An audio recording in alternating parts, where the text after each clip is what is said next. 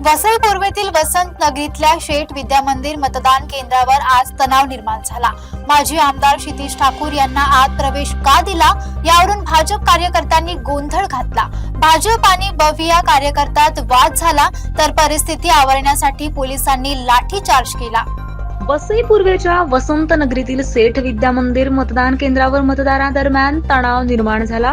माजी आमदार क्षितिज ठाकूर यांना मतदान केंद्रात प्रवेश कसा दिला असा आरोप करत भाजप कार्यकर्त्यांनी जोरदार घोषणाबाजी केली। या दरम्यान भाजप आणि बवियाच्या कार्यकर्त्यांमध्ये शाब्दिक वाद झाला आणि परिस्थिती चिघळली। गोंधळ वाढताच पोलिसांनी हस्तक्षेप करत भाजप कार्यकर्त्यांवर लाठीचार्ज केला। लाठीचार्ज नंतर मतदान केंद्र परिसरात एकच धावपळ उडाली।